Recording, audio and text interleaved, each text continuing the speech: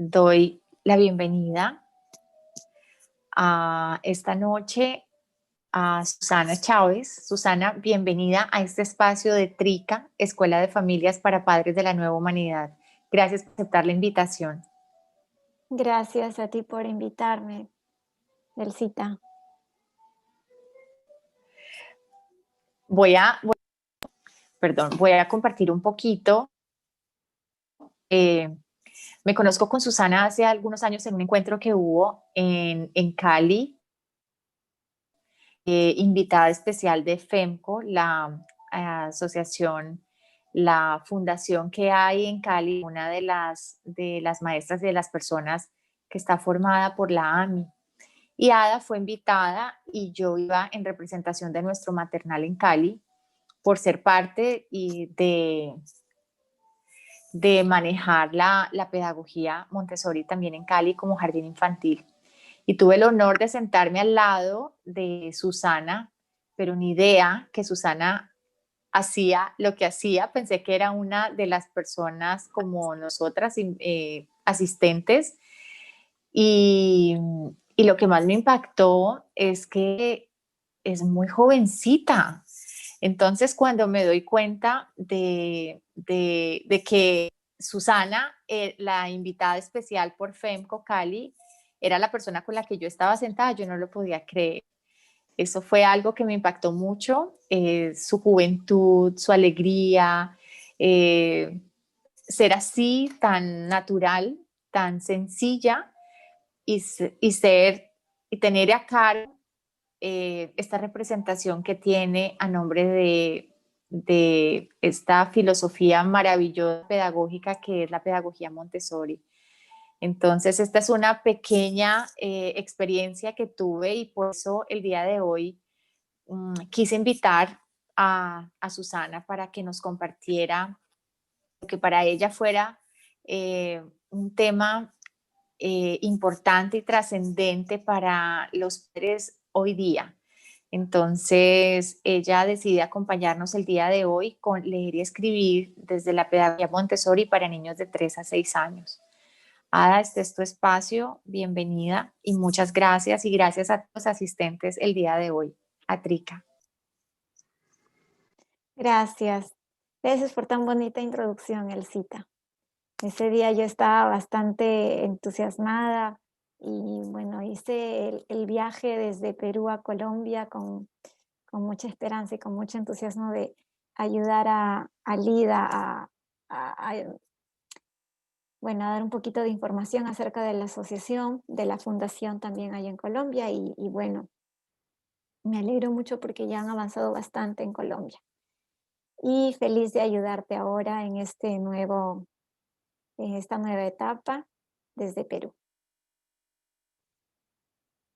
Gracias. Gracias a ti. Iniciamos. Voy a compartir mi pantalla, si les parece. Entonces, hoy voy a hablar. Bueno, mi nombre es Susana Chávez.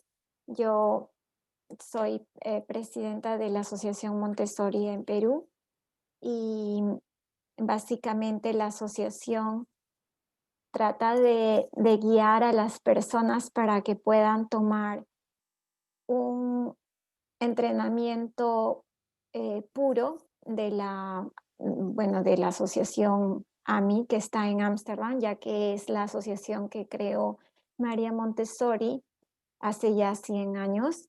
Y bueno, ellos son los que brindan formaciones del método y lo hacen de forma bastante formal.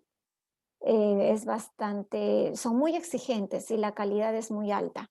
Entonces, lo mejor de todo esto es que el, el único beneficiado al final de toda esta cadena de preparación es el niño. Entonces, es importante que las preparaciones de cualquier persona sean a través de la AMI para que puedan tener información clara y precisa, porque muchas veces se forman en diferentes lugares y luego confunden algunas cosas como por ejemplo, los materiales. Les voy a hacer un ejemplo pequeñito. En Montessori se usan los objetos frágiles y a mí, cuando preparan, y los entrenadores siempre piden, ¿no? Y siempre usan objetos de vidrio para poder preparar. ¿Por qué los objetos de vidrio? Hay muchas personas que no les gusta o se rehúsan porque tienen ciertos temores y esos temores lo comparten a los niños, le contagian, de una u otra forma se lo transmiten. Y estos temores es de que se caiga, se hagan daño, pero los niños son bastante delicados, sus manitos son delicadas y pueden aprender porque están en ese momento, están en un periodo muy sensible. Entonces, si el niño deja caer un vaso, el niño va a observar que este vaso de cristal se ha roto y luego va a asumir las consecuencias. Si se ha roto el vaso, no puedo volver a usar ese vaso porque ya está roto. Es más, mis compañeros no pueden volver a usar no solo el vaso, sino toda esa actividad no se puede hacer durante un día o dos hasta que el vaso sea repuesto. ¿Qué pasa con ese vaso? Está roto y de repente quedaron los residuos en el piso. Si el vaso contenía agua, entonces el piso va a quedar mojado y los residuos van a estar en el piso. Entonces, lo que sigue es la presentación de recoger el vidrio, recoger los objetos rotos y luego el trapeo. Em, Todo esto sigue una presentación. Eso quiere decir que el niño entiende que el vaso es frágil, que tiene que tener más cuidado, entiende que si él no tiene ese cuidado, no va a poder terminar esa práctica, esa presentación, ese trabajo que él inició. Entiende también que los otros niños tampoco van a poder hacer el mismo trabajo. Entiende que después de haber roto algo, tiene que limpiar, se tiene que recoger porque puede hacer daño a otras personas, a otros niños. Entonces es todo un proceso. ¿Qué pasa si les llevamos un vaso de plástico? Que en muchos centros de formación Montessori lo usan. Nunca llegas a mostrar esta sensibilidad ni esta responsabilidad. Entonces pierdes cierta importancia. Por eso es bastante necesario usar los materiales tal cual AMI lo pone, porque atrás de todo esto hay un objetivo y el objetivo es que el niño desarrolle muchas potencialidades, no solo intelectuales, sino sociales, desarrolle muchas habilidades.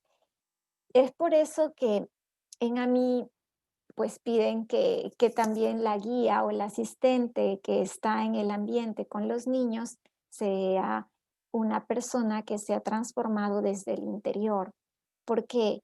Porque en Montessori siempre se habla de dos ambientes, el ambiente físico y el ambiente no físico. El ambiente físico es lo que podemos tocar, la mesita, la sillita, todo lo lindo que vemos alrededor cuando entramos a un ambiente Montessori. ¿Y cuál es el ambiente no físico? El ambiente no físico somos nosotros.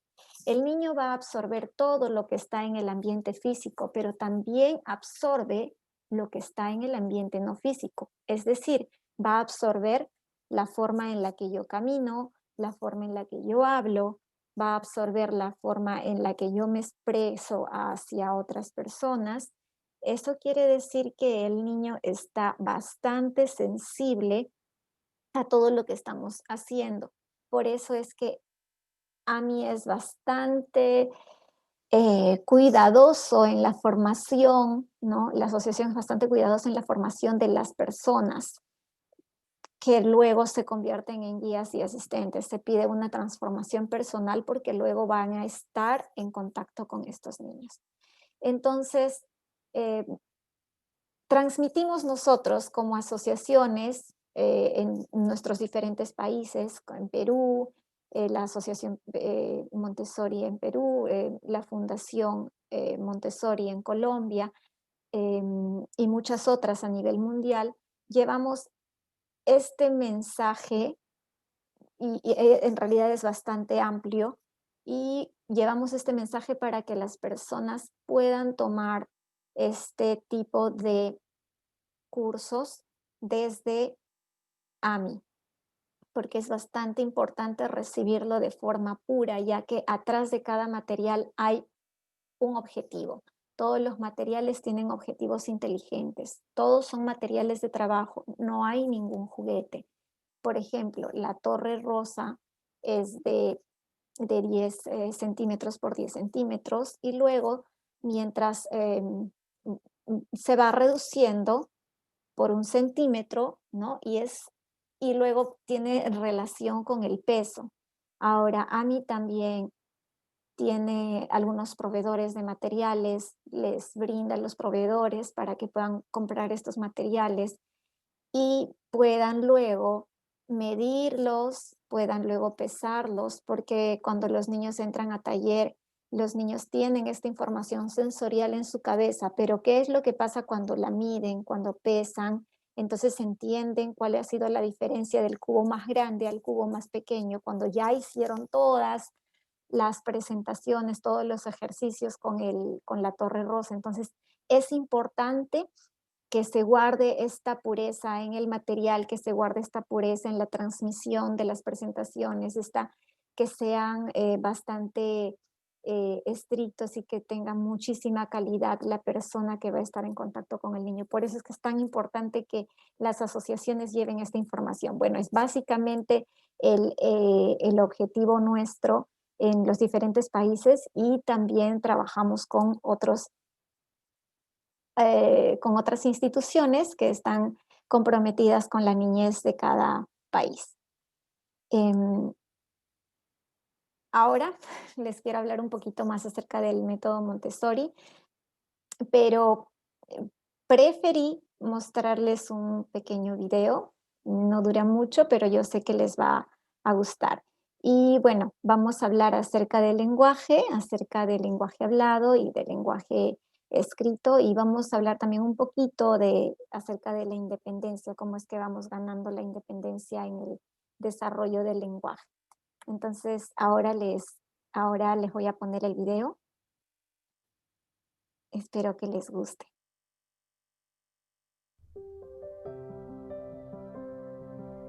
Ayúdame a hacerlo por mí mismo. Esa es en realidad la esencia del método Montessori. Mi nombre es Carolina Montessori.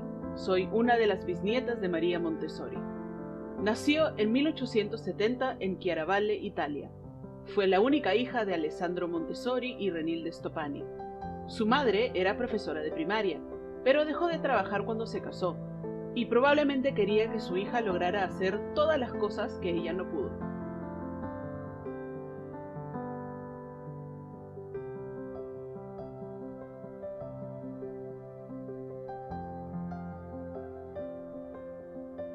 Le dijo: no puedes estudiar medicina, las mujeres no hacen eso. Y ella le dijo: bueno, yo sé que voy a ser doctora.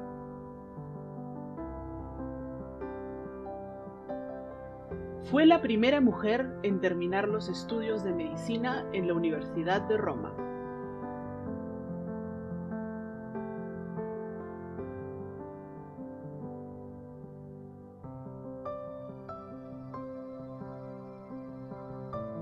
Ella abogaba por la igualdad salarial para mujeres, lo cual era muy extraordinario en esas épocas. Era una mujer muy elocuente y podía hablar de manera muy persuasiva.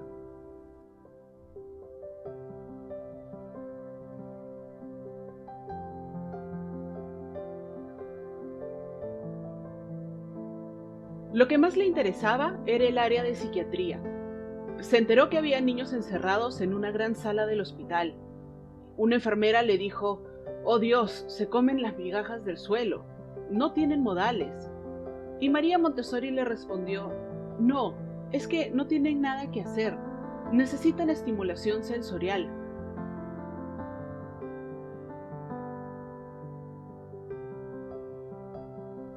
A veces el desempeño de estos niños era incluso mejor que aquellos que tenían una educación tradicional normal.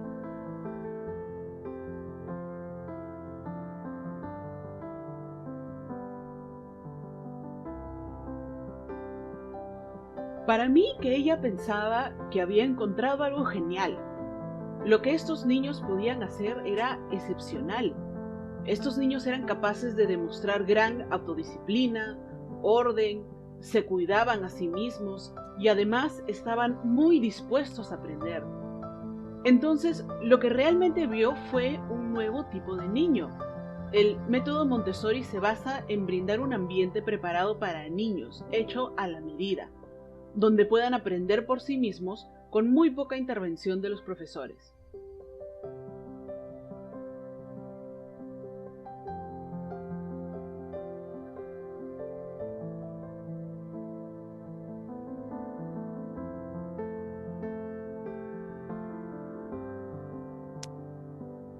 Ella vio cómo sufrían los niños en estas escuelas tradicionales.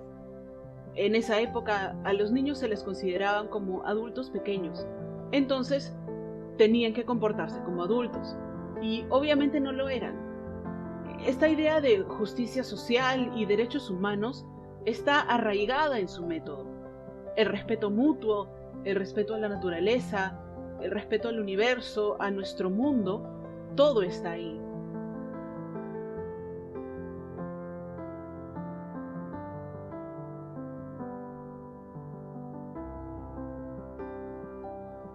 Ella recibió muchos honores y premios. Por supuesto que el más honorable fue que fuera nominada 3 veces al Premio Nobel de la Paz.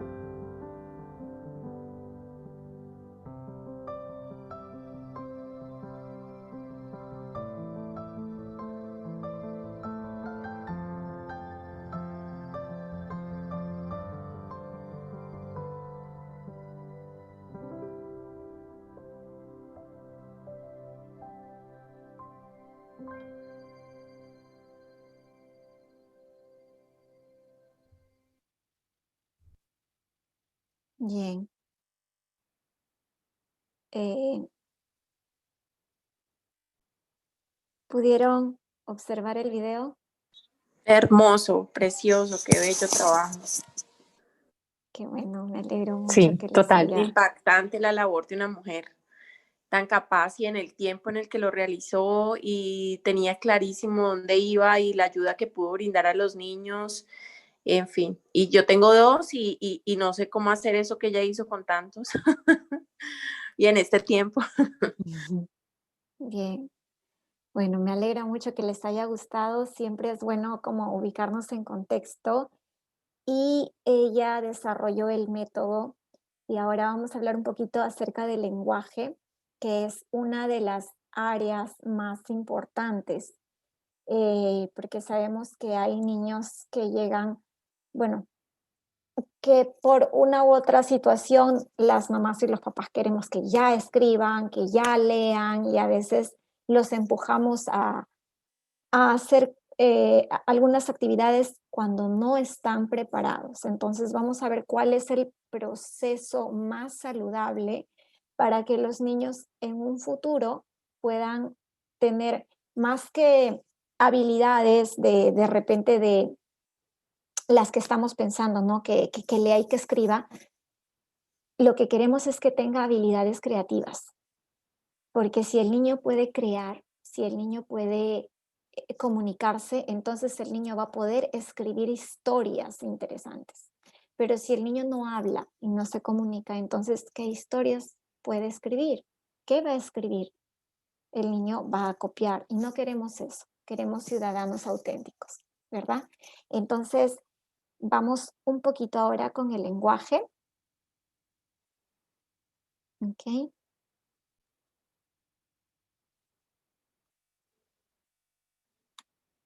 El lenguaje. Dentro del lenguaje tenemos la conversación. Es importante que nosotros estemos conversando siempre con los niños. ¿Por qué? Cuando conversamos con los niños, cuando son pequeños, les damos seguridad, les damos esa fortaleza interna para que el niño luego pueda transmitir lo que siente y lo que piensa. Sin la conversación, el niño no va a poder decir lo que le pasa por dentro. Ok, va a decir cosas que está observando, pero lo que queremos es que el niño pueda transmitir lo que tiene dentro. Ese es el objetivo de la comunicación, de la conversación, ¿no? Entonces, cuando nosotros tenemos al niño pequeñito, lo importante es que le demos el espacio de una autoexpresión. Eso es lo que queremos. Queremos que el adulto que está con el niño tenga paciencia y tenga interés. Interés en escuchar al niño. ¿Por qué? Porque el niño va a sentir esa disposición y se va a expresar. Pero si la persona que está con el niño no muestra ese interés, pues el niño tampoco va a querer expresarse porque va a querer ir a hacer lo que el adulto quiere y complacer al adulto. Porque en esta edad, estamos hablando de 3 a 6 años, el niño quiere complacer siempre al adulto. ¿Cómo podemos hacer? Nosotros debemos generar este ambiente para que el niño hable.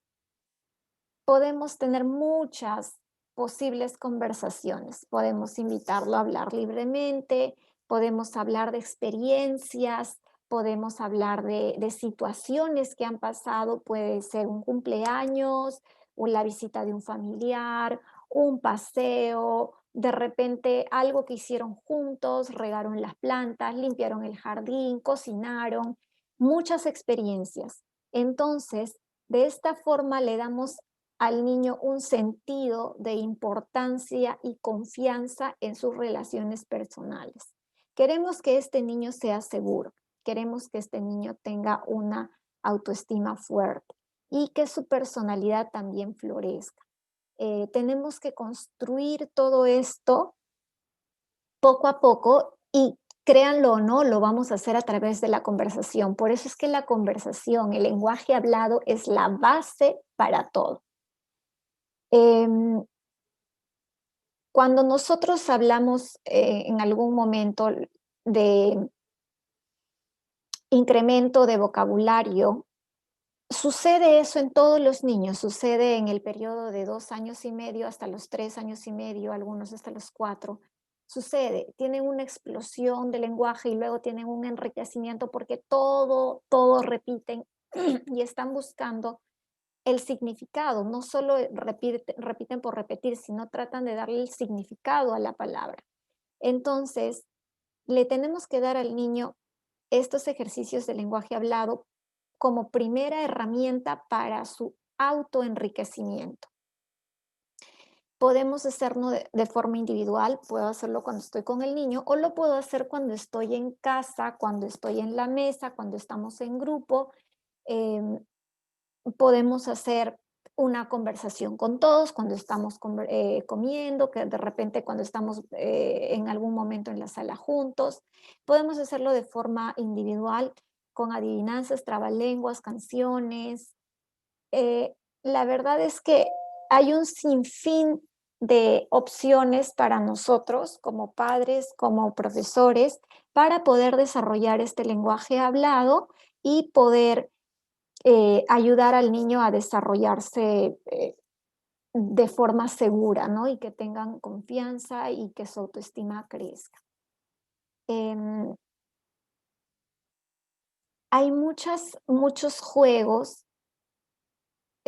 Por ejemplo, tenemos que hacer algún juego de preguntas. Es importante también preguntar con quién y a dónde y para qué fue y luego qué hiciste y ahora qué vas a hacer o qué quieres hacer. ¿Por qué es importante? Porque le estamos dando contexto del pasado, del presente y del futuro. Y esto lo vamos a usar, claro, más adelante cuando estemos hablando de la gramática y el niño lo va a usar bastante.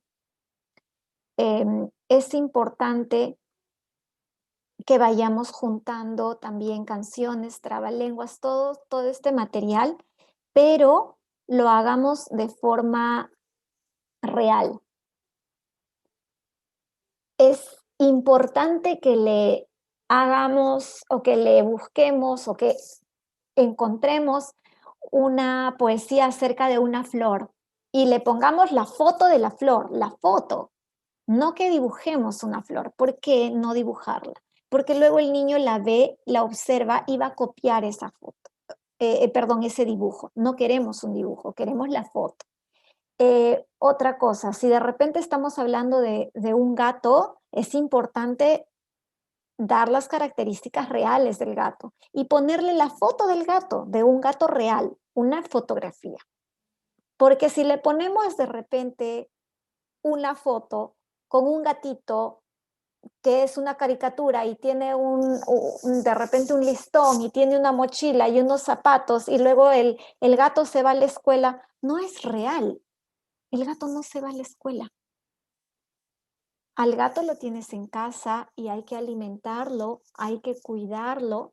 El gato no se va a servir el almuerzo, el gato no va a limpiar sus necesidades, el gato no va a hacer cosas, el gato no se va al colegio. Entonces es importante que le demos información real. Es muy importante también que cuando hablemos no minimicemos, no usemos apodos, es importante usar palabras correctas y adecuadas. ¿Por qué? Porque el niño está absorbiendo esto y esto se queda para toda su vida.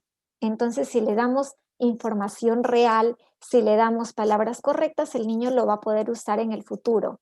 Entonces, más adelante, el niño va a tener muchas herramientas de expresión y va a ser clara su forma de comunicarse. Ahora, ¿de qué forma enriquecemos el vocabulario? Hay muchísimas formas de enriquecer el vocabulario. Podemos hacerlo por medio de etiquetas en el ambiente.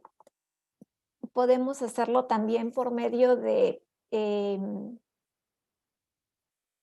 no sé si alguna de ustedes le pone alguna etiqueta a sus cosas, por ejemplo, la silla, sabemos que es una silla, pero podemos hacer una etiqueta y pegarle y poner silla. Podemos hacer una etiqueta y pegar mesa. ¿Por qué? Sí, sabemos que es la mesa, pero es importante darle esa relación de lectura con el objeto, porque ya le estás dando sentido a esta palabra. Y el niño va a entender que no solo es el hablado, sino también hay otra forma de expresión, que es la escritura. Entonces, sí es importante que vayamos poniendo tags, porque luego tarjetas, porque luego el niño va a reconocer el lenguaje escrito y va a saber la importancia. Quisiera continuar por acá. Bien, es importante contar historias. Luego es importante también tener historias escritas, como les iba diciendo. Las historias escritas van a ser estos cuentos, estas canciones, esto que les mencionaba del gato o de una flor. Con eso terminamos con el lenguaje hablado y esto sí es muy importante, el enriquecimiento del vocabulario, ¿no? Vamos a tener, nombrar objetos del ambiente, nombrar los de las actividades, ¿no? Los materiales de todas las actividades y también mostrar, perdón, la cualidad. Esto lo podemos hacer en casa, no es necesario que estemos en un ambiente Montessori. ¿De qué forma vamos a hacer todo esto?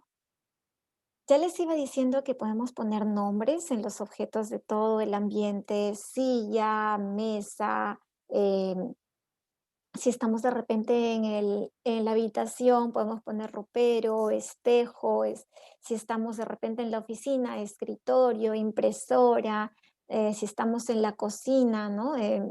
Puede ser la cocina o puede ser el armario, la estufa. Em, Ahora, cuando hablamos de el nombre de los materiales de las actividades, imagínense que voy a dejar de compartir un ratito. Ahí. Entonces, en casa, sí, es importante apoyarse en fotos de imágenes, sí es lo mejor, sí, pero es importante que el niño a esta edad tenga objetos concretos, más que la fotografía. Porque imagínate si si el niño va a la escuela y luego tiene que ver la fotografía de una impresora o la fotografía de repente de un sillón, no va a ser lo mismo que estar en casa y estar en el sillón y limpiar de repente un poquito el sillón o acomodar los cojines en el sillón. Y luego ya cuando ve la fotografía, entonces ya, claro, es un sillón y hay diferentes tipos de sillones, pero la maestra no va a poder llevar un sillón al ambiente de clases, ¿no? Para poder darle el nombre. Por eso es importante que en casa a todos los objetos concretos le pongamos la etiqueta. Ahora, cuando les iba comentando acerca de esto, cuando les iba comentando acerca de los nombres de los materiales de las actividades, les quería dar un pequeño ejemplo. Tenemos muchísimas actividades en Montessori y una de las actividades que siempre estamos apoyando a los padres para que la puedan hacer en sus casas son las de vida práctica. Y en casa tenemos muchísimo de vida práctica. En la cocina podemos hacer vida práctica. ¿Cómo? Si de repente tengo una bandejita con un platito y de repente tengo un cuchillito que no tenga una punta, pero un cuchillo real, un cuchillo que usamos en la cocina para untar mermelada o mantequilla, entonces podemos poner el cuchillo, el platito y podemos poner de repente un pequeño pocillo con un poco de mantequilla. Entonces, ese va a ser mi material para preparar pan con mantequilla. Y le mostramos cómo es que tú haces el pan con mantequilla. Ok, tomas el pan, lo pones en el platito, luego tomas el cuchillo, pones un poco de mantequilla en el cuchillo y luego untas el pan. Una vez que tienes el pan untado, ¿dónde lo pones? En una bandeja. Perfecto. Seguimos con el siguiente. El niño puede hacer otro pan en la bandeja. Bien. Entonces, ese va a ser nuestro material para hacer pan con mantequilla. Y lo podemos dejar a un lado. De repente podemos tener un estante pequeñito que no mida más de 1 metro para que el niño guarde ahí sus materiales. Cuando el niño termine de hacer todos los panes con mantequilla para el desayuno, de repente podemos decirle, bueno, ahora lavamos y guardamos todo el material. Entonces, es importante tener este orden y mencionar el nombre de los materiales. Ahora, ¿no? Hemos usado el plato, hemos usado el cuchillo, vamos a lavar el cuchillo, hemos usado la bandeja, hemos usado la panera. Entonces, le estamos dando al niño toda esta información del nombre de los materiales. Luego, podríamos poner ya etiquetas a cada uno de los materiales de esta actividad. Si mi actividad era untar mantequilla al pan, o si mi actividad se llama pan con mantequilla, entonces le pongo el nombre de la actividad y le pongo el nombre a cada una de las cositas. Entonces el niño va a entender que toda esta actividad requiere todo este material. No sé si me dejo entender. Entonces, ya el niño va a tener una idea de organización. Luego, es importante también que mencionemos las cualidades del material. ¿Cómo vamos a hacer esto? Cuando estamos mencionando las cualidades del material, podemos, cuando tocamos el pan, pues mencionamos, está suave, ¿verdad? Bien, está suave. Y de repente cuando el pan ya tiene un poco más de un día, pues lo tocamos y podemos decirle, ¿recuerdas que ayer estuvo suave, ahora ya está duro? ¿ok? Y lo dejamos ahí. Entonces el niño en una situación real está entendiendo estas cualidades: suave, duro, húmedo, mojado, seco, áspero, liso. Por eso es importante dar estas cualidades con los materiales en situaciones reales. Y eso es lo que queremos, que se produzcan situaciones reales, porque cuando hacemos situaciones reales, el niño también se conecta al mundo real y no lo tenemos disparado pensando en cosas irreales. Entonces, cuando el niño tiene alguna situación, él resuelve sus cosas usando materiales y usando objetos que están a su alrededor. Pero si nosotros no le damos esta herramienta, el niño va a estar disparado en la estratosfera pensando en el hombre araña o pensando que el gato se va a la escuela y de repente pensando que pues el pan pues siempre viene suave, ¿no? Y no va a entender cuál es el proceso que de repente sucede cuando dejamos la comida a la intemperie. Entonces, todo esto es importante para que el niño vaya incrementando su vocabulario en situaciones reales.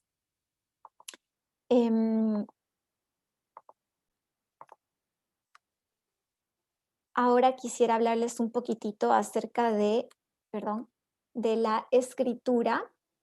Y bueno, es importante, es bastante importante que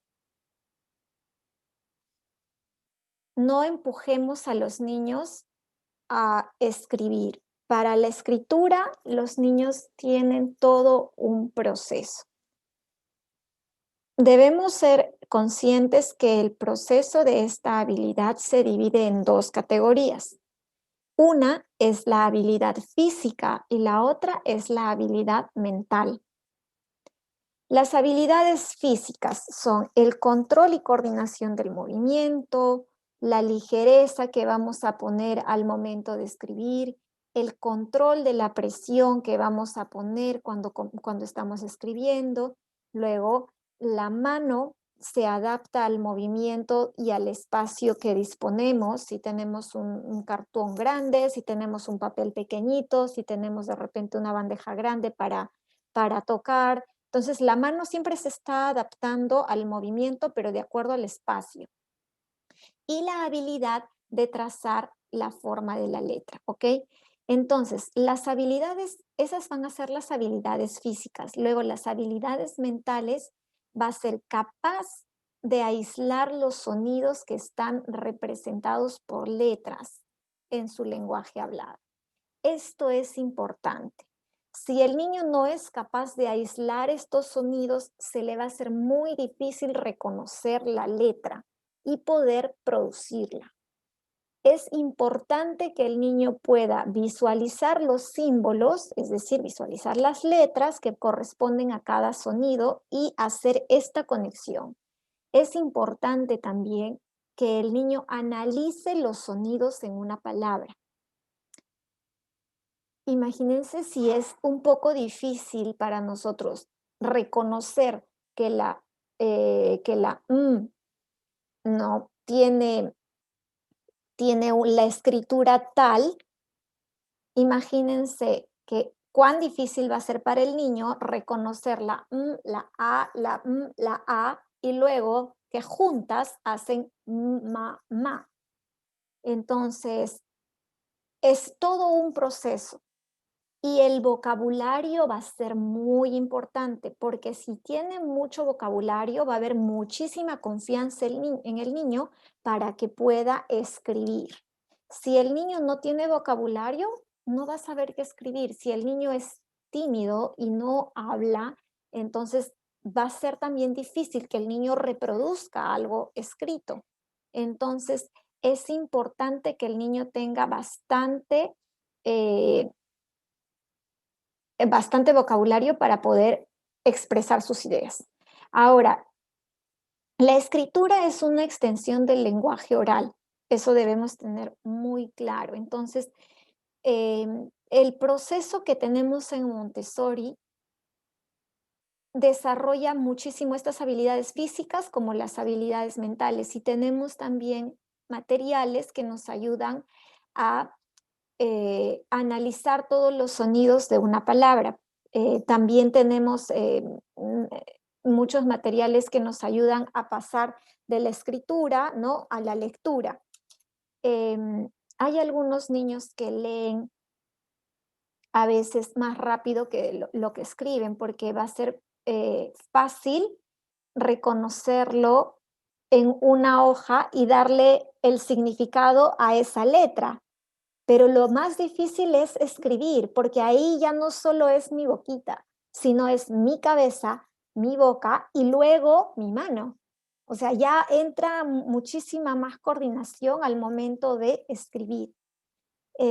Con respecto a la escritura, nosotros en Montessori recomendamos mucho iniciar con la lectura cursiva. ¿Por qué es importante la la escritura cursiva? Porque cuando escribimos una palabra entendemos el inicio y el final. Entendemos que de repente la inicia por abajo, se va arriba, ¿no? Entendemos todo y luego se une con la A, luego se une nuevamente con la y entendemos que es toda una palabra. ¿Qué es lo que pasa cuando nosotros le damos al niño la escritura script? Escriben y como no tienen mucha habilidad todavía con el lápiz, van a poner la por aquí, la A por arriba, la por aquí y la otra A por arriba de repente, y si quieren seguir escribiendo, van a seguir acomodando las letras, pero al momento de leer no vas a saber en qué momento parar. Entonces, no te ayuda bien a hacer esta estructura gramatical en tu cabeza, porque al momento de escribir tienes claro lo que escribes, pero luego leer, y nos sucede también a nosotros, que a veces decimos, uy, no me acuerdo lo que escribí, pues le sucede también a los niños.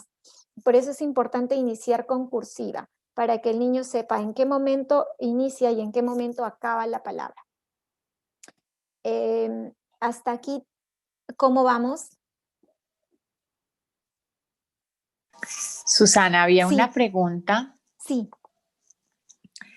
y esta pregunta la hace, quisiera saber si son válidos los cuentos que ahora publican con personas de ficción de animales que van al colegio o al supermercado. Y reafirmaban que esto que tú mencionas es la conciencia fonológica. Así es, sí, es conciencia fonológica. Y miren, en este momento donde el niño necesita muchas cosas reales, muchas cosas concretas, necesita trabajar con agua, necesita tocar texturas, necesita oler, escuchar, necesita estar en el mundo real, no es muy coherente darle este tipo de lecturas. Puede ser que le demos este tipo de lecturas más adelante, cuando el niño ya no tenga esta mente absorbente, sino cuando ya use la mente racional. Entonces, ahí podemos darle ciertas lecturas donde de repente el gato tiene un carro y se va por ahí, porque el niño va a entender que pues eso no es real, porque ya no va a tener la mente absorbente, sino ya va a tener la mente racional, y estamos hablando de los 8 años, de los 7 años para arriba. Pero de los 6 para atrás, en Montessori, recomendamos fuertemente no dar este tipo de literatura fantasiosa, porque no ayuda al proceso que tiene su mente en ese momento. El proceso en ese momento, la característica de ese momento es absorber todo lo que el adulto le da, todo lo que el ambiente le da. Entonces no queremos que absorba fantasía, queremos que absorba las cosas reales. Sí. La edad de la mente racional es más o Gracias, menos a los Susana. 7 Karina. años.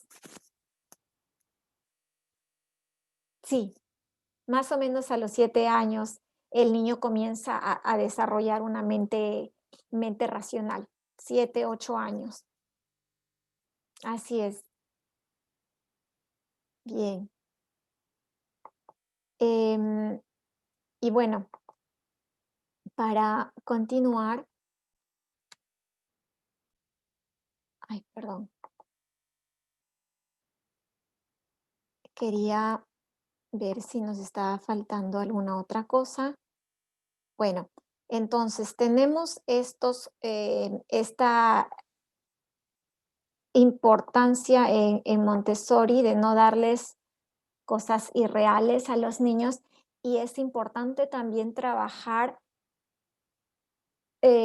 con cosas reales. Es importante hacer un juego de sonidos. Ahora les voy a mostrar cómo podemos hacer un juego de sonido. Por ejemplo,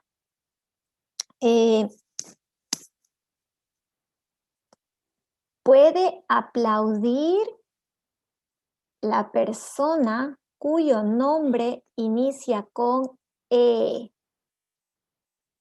En la sala puede aplaudir la persona cuyo nombre inicia con E. Aquí voy a cambiarme de nombre. Okay. Entonces, en este momento, Elsa podría aplaudir. Luego puedo dar otra instrucción.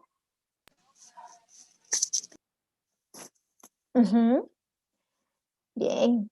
Luego puedo dar otra instrucción de aquella persona cuyo nombre inicia con S. Se puede tocar los ojos.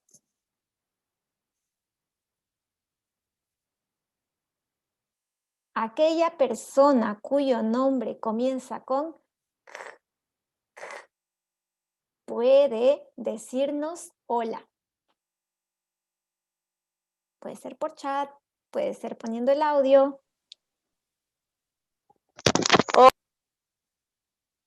Hola, Karina.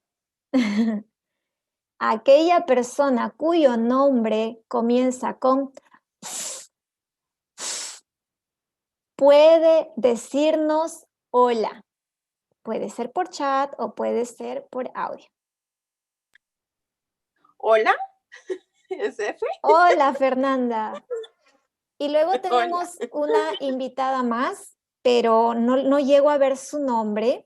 Dice Alcatel 110, pero más o menos esa es la idea. Luego, otro juego de sonidos o otro juego de identificar de repente con el vocabulario podría ser aquella persona que en este momento tiene unas gafas azules puede mostrarnos ambas manos. Gracias. Y así podemos ir haciendo juegos de sonidos, juegos de objetos, ¿no? Puedo decirle que tiene las gafas de color azul. Y si tuviera las gafas de color rojo, podría hacer énfasis en la primera letra, rojo. Entonces, con este juego de sonidos, nosotros vamos haciendo énfasis para que el niño pueda reconocerlos, y más adelante nuestro trabajo va a ser de repente otro. En mi mano tengo un objeto cuyo nombre comienza con L. ¿Alguien puede adivinar? En mi mano tengo un objeto cuyo nombre empieza con L.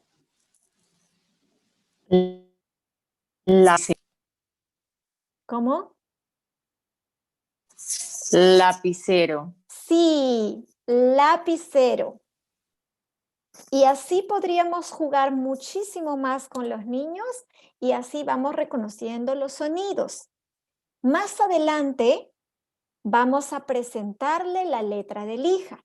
Entonces, cuando nos toque presentar la letra de lija, de repente mi hijo, el niño con el que estoy trabajando se llama Luis, ya hice el juego de sonido de Luis. Y cuando me toque presentar la letra le voy a mostrar el trazo, dónde inicia y dónde finaliza con la letra de lija. Entonces le mencionamos y luego recordamos Luis, porque trabajé con esa palabra, trabajé con ese nombre y es su nombre, entonces va a ser algo significativo. Luego hago lo mismo, trazo y puedo decir lapicero. Y como ya lo hemos mencionado, para el niño tiene sentido. Es un lapicero, lo mencionó, lo adivinó en algún momento. Entonces, es importante tener mucho vocabulario, hacer mucho juego de sonidos y de ahí recién podemos ir sintiendo la forma de las letras y más adelante se va con la escritura. Cuando le damos un lápiz y le pedimos que grafique la letra que ha trazado con sus dedos. Y bueno, más o menos ese es el proceso y bueno, es maravillosa la forma en la cual Montessori nos brinda las herramientas para que los niños vayan desarrollando sus habilidades. Así que si ustedes están en este camino, las felicito y nada, muchísimas gracias Elsa por invitarme y ojalá que continúen y les vaya muy, muy bien en este camino que han decidido, que es apoyar a los niños y con este método tan maravilloso. Susana, muchas gracias. Yo puedo hacerte tal vez 2 preguntas más, esperando que las personas que reciban este video puedan de alguna manera responderse basada en las preguntas que las familias cuando me consultan para apoyo o este tipo de acompañamientos puedan tener como esa respuesta, no ya de mí, sino de ti. ¿Puedo preguntarte? Claro que sí. Gracias, Susana. Mira, una de las inquietudes que las familias que consultan tienen, tú lo mencionaste, es el afán, ¿verdad? Pero con Teacher Lida, en la conferencia que nos da del embrión espiritual, habló algo, pero sí me gustaría que en la forma en que tú lo puedas compartir, ¿qué pasa? ¿Por qué no empezar antes? Ahora nos diste algo, pero específicamente, ¿por qué no acelerar el proceso haciendo repetición, haciendo planas, con estas guías que nos das? ¿Qué es lo que va a repercutir en el niño cuando se hace de una manera que está fuera de lo que el niño puede? ¿Qué es lo que sucede o qué es lo que hacemos en el niño cuando lo hacemos de esta manera? Esa sería la primera pregunta. Bien, la primera pregunta. Le hacemos mucho daño, muchísimo daño, porque imagínense a ustedes que en este momento yo les imponga y les pida hacer algo que ustedes no quieren o que simplemente no están preparadas. Si ahora les doy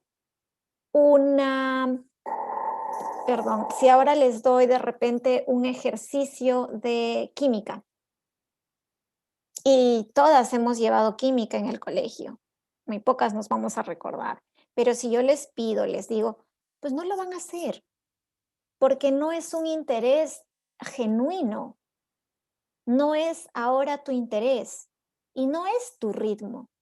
Eso es lo que pasa con el niño. Todavía no están con ese interés, todavía no es esa necesidad la que tendríamos que atender. El niño lo va a hacer, sí, lo va a hacer por amor al adulto, pero cualquier cosa que sea impuesta no va a ser significativa. Cualquier cosa impuesta al final te genera un rechazo. Entonces, ¿qué pasa cuando les impones hacer planas y planas y planas? Terminan cansados. ¿Cuál es el resultado del agotamiento? Es que en algún momento vas a decir, y sabes que ya no. Y es ahí donde viene el conflicto con el niño y el adulto. Haz, pero estoy cansado, no quiero. Y bueno, el niño lo va a hacer y ni siquiera va a entender por qué lo hace. Y a las finales lo va a terminar de hacer. ¿Entendió por qué lo hizo? No. ¿Significó algo? No. ¿Se va a acordar mañana? No. Entonces, cuando forzamos, nada sale bien y nada se queda. Pero cuando el interés es genuino, porque va a nuestro ritmo y porque responde a nuestra necesidad, se queda para toda la vida. Y lo hacemos con un gusto inexplicable que nos genera tal satisfacción que llega a nuestro corazón y a nuestro cerebro, que desarrolla esa red neuronal que terminamos llamándola inteligencia. Y ese es el objetivo, ¿verdad? Desarrollar el cerebro del niño. Entonces es importante ir de acuerdo al ritmo del niño, ir de acuerdo respondiendo a las necesidades del niño sin imposiciones, porque las imposiciones muchas veces se responden con violencia y no queremos eso.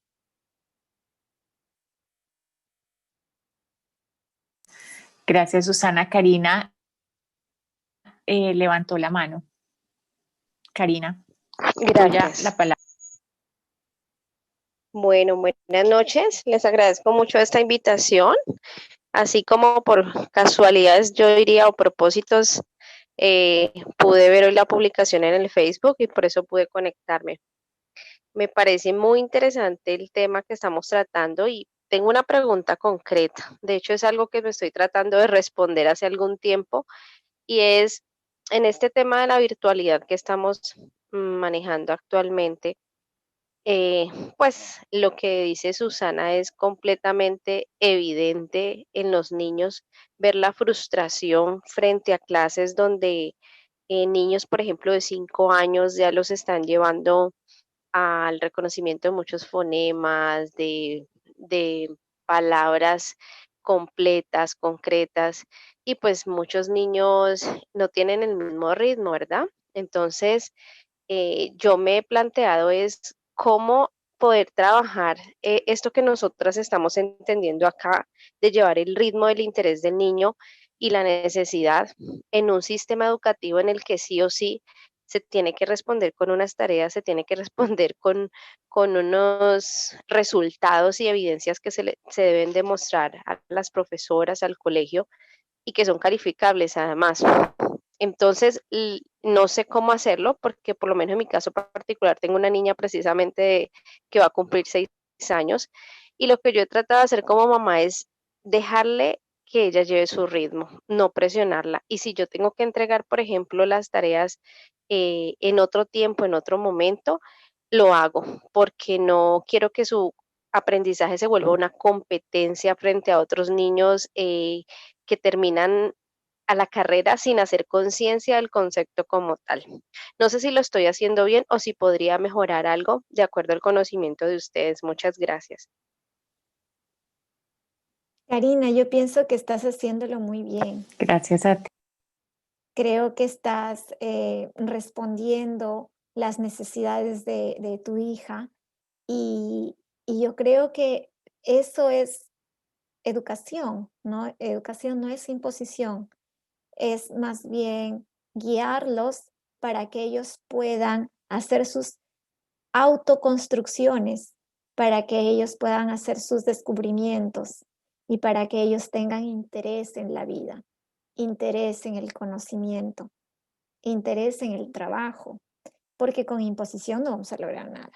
Y, y sí, es bastante difícil lo que tú dices, porque hay muchos niños que tienen tantos ritmos diferentes. Algunos van muy rápido y algunos van, no es que sean lentos, sino que se toman un tiempo, porque de repente es bastante interesante o bastante rico y estimulante repetir el mismo ejercicio. Y eso también es bastante, eso responde a la inteligencia. Han visto que hay muchos niños que repiten y repiten y repiten y quieren la misma canción, quieren la misma historia, quieren la misma actividad. No es que sean canzones, es que quieren y todavía no ha respondido la necesidad. Una vez que responda la necesidad, los niños van a estar satisfechos y van a dejar esa actividad y van a continuar a la próxima. ¿Qué es lo que hacemos? No, ya lo hiciste, ya lo terminaste, déjalo. Y luego queremos que el niño vuelva a hacer algo, pues luego queremos que el niño repita, pero si cuando estuvo repitiendo le quitaste. Entonces, la repetición es importante. La repetición va a llevarnos a la perfección.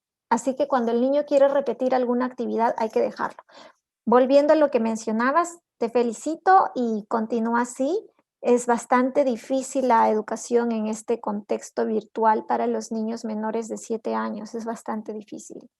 Y mucho responden, los papás van a responder mucho a las necesidades de los niños. Y bueno, estás haciendo un buen trabajo y continúa así, Karina. Felicitaciones.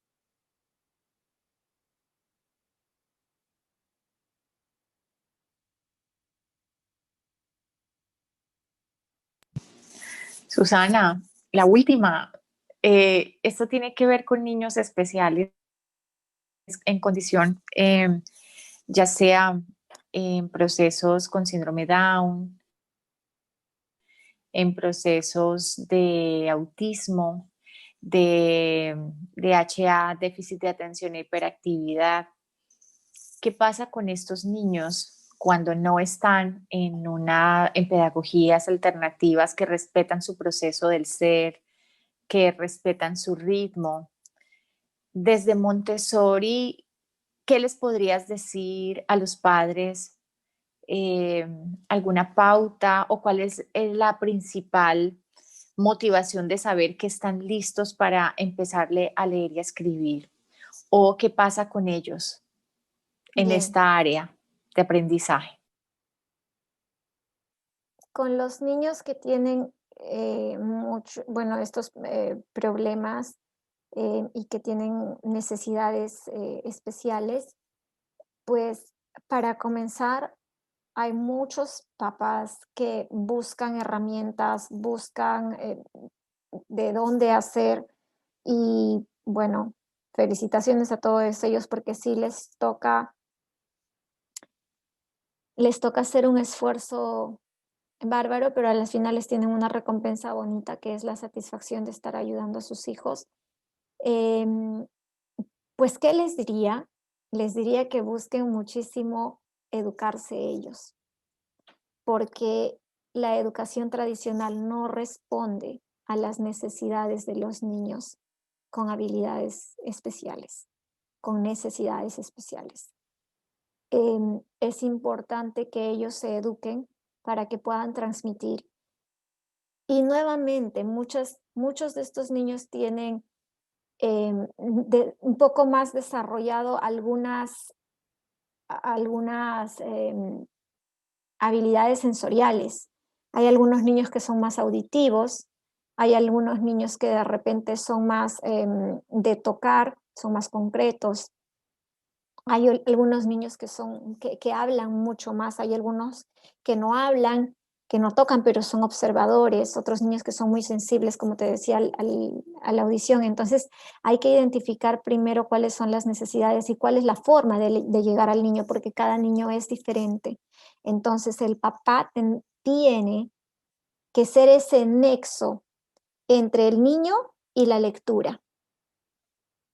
Y el papá tiene que tiene que llevarlo de tal forma que el papá vaya con el ritmo del niño, que no se adelante ni que retroceda mucho. ¿Y cómo lo logras?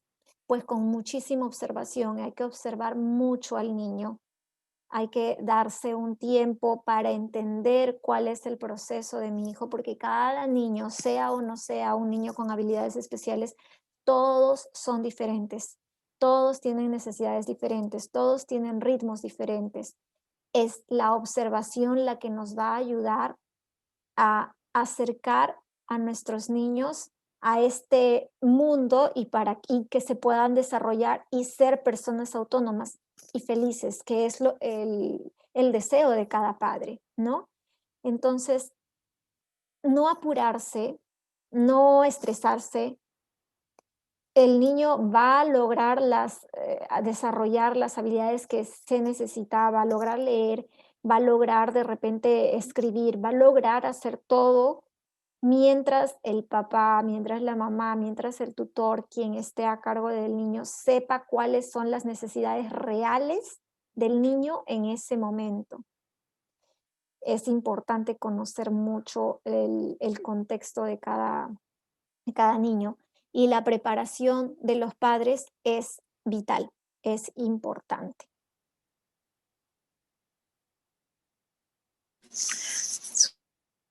Susana, gracias por tocar todos esos puntos que es para las familias, especialmente poderles plantear esto. Es un gran reto, pero es un despertar, lo que acabas de compartir. Es la oportunidad que ellos tienen de poder escucharte y decir, listo, me voy a reafirmar y lo vamos a hacer. Es así. Gracias por recordar eso, gracias por recordar y por tener esa claridad, Susana, y lo agradezco y lo recibo como un regalo por esa presencia desde tu experiencia. Gracias. Gracias a ti, Elsa, por la invitación, y gracias a todas ustedes las que están presentes en este momento. Se Muchas nota gracias. el interés hacia los niños, y felicitarlas y pedirles que continúen, que no desmayen, que juntos vamos a lograr un cambio en la educación, un cambio profundo, y juntas vamos a llegar también a tener niños autónomos, felices y entes colaboradores en esta sociedad para llegar, bueno, a su misión, para lo que han llegado a esta tierra. Muchísimas gracias, Susana, por la desde este invitación. espacio, a ustedes por la presencia que tuvieron el día de hoy a este espacio de Trica, Escuela de Familias. Gracias por unirte a esta iniciativa, Susana, y a todas las personas que nos han acompañado durante estos días de tener estos encuentros de conexión con Trica. Te abrazo, Susana, recibe todo mi afecto desde aquí, desde Miami para Perú.